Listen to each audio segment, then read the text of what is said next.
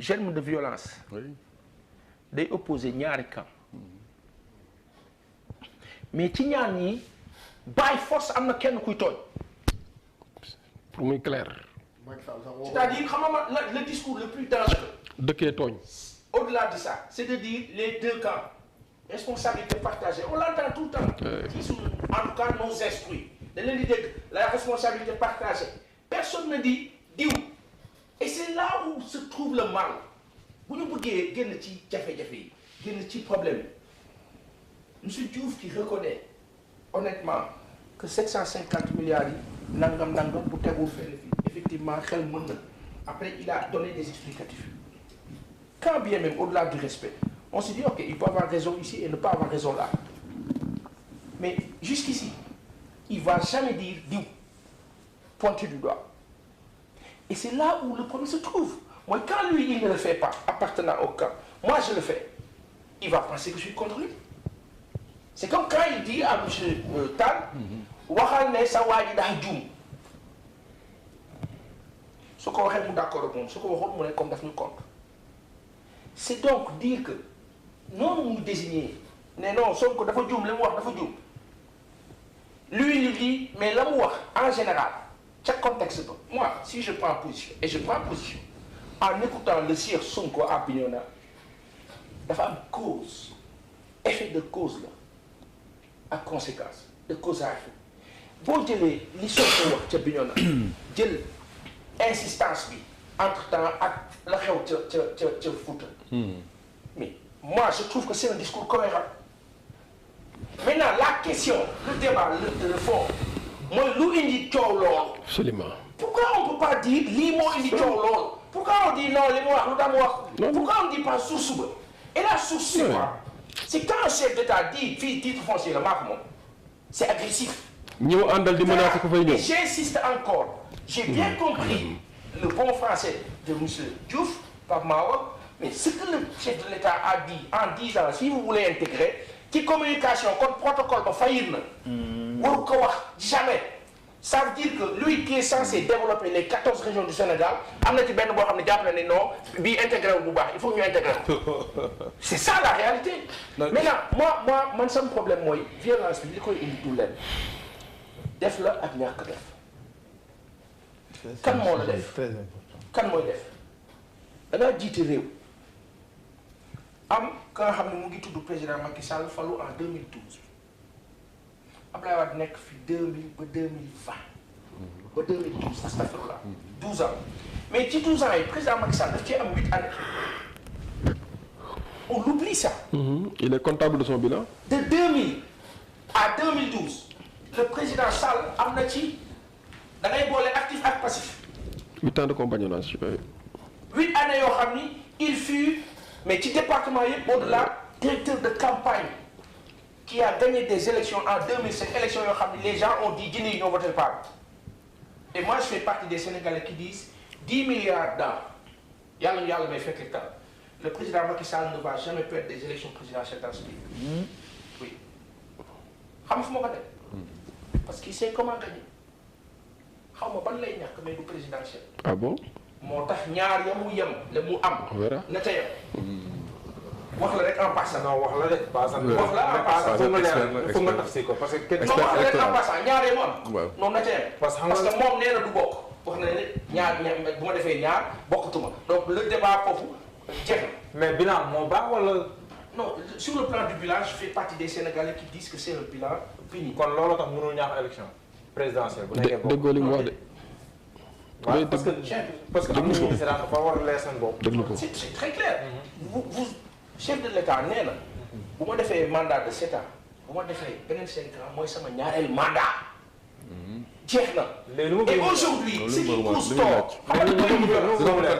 mooy li nga ne du ñàkk élection bu nekkee bokk na présidentielle. mais parce que moo koy organisé. ah d'accord. te na mu gagné 2019 moo tax ma wax loolu. d'accord léegi leer na.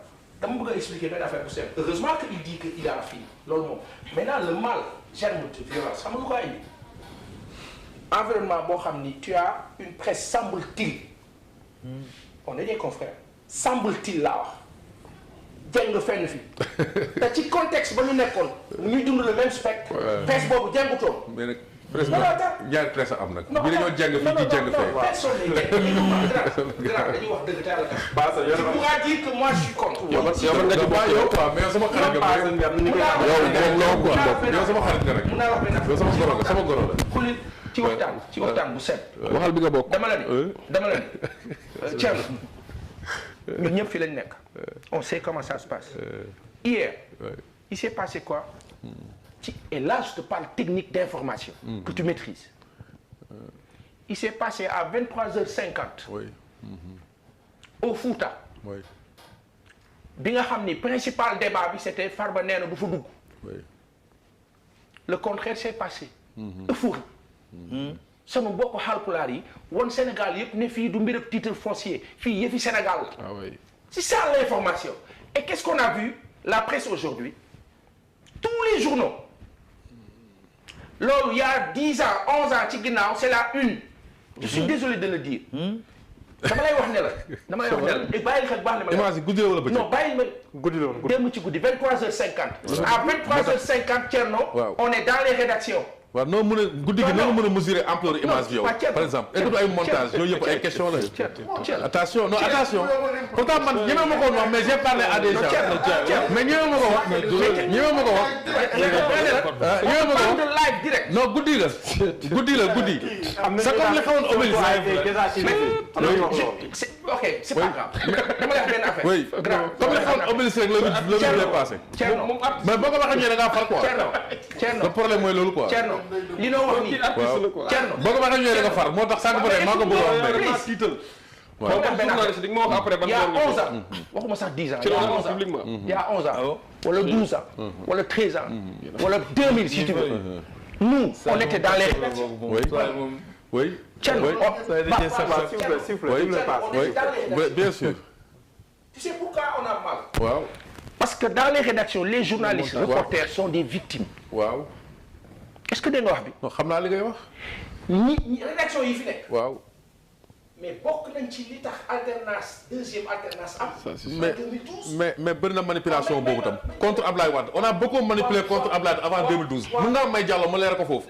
man naa ngi woon ci cortège Ablaye Wade bi. ma expliqué wu allez-y. le drame c'est que tu vas dire manipulation. oui da manipuler l'opposition dans la. non une certaine presse une certaine presse. waaw non dafa lay wax da nga ne manipulation ci jamono boobu. oui bu dee manipulation amoon na ka doon manipuler moo falu tey. donc c'est mais je suis désolé ñooñu doon jox info.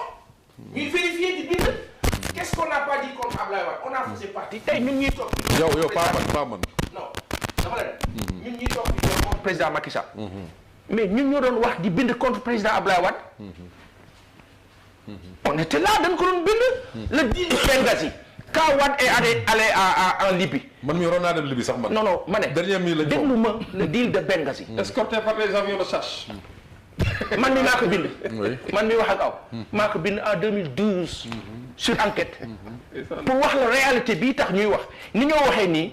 donner cette impression qu'on est contre. noonu lañ doon waxee parce que principe la. et c'est ce principe là qui semble-t-il a vacillé moo jur violence yooyu ngay wax xam nga mooy lan mooy un peuple qui en a ras-le-bol de constater que il y a une hypocrisie certaine. bu ñuy dund et après des provocations la engrenage la ça nous ramène à ça. D'accord. Siré, par rapport à cette question liée à la violence ak tamit fi ñu toll sur la démocratie que des gens disent que un tel mënul ñëw fii tant que amul autorisation Macky Sall loolu tam na nga koy jàngee.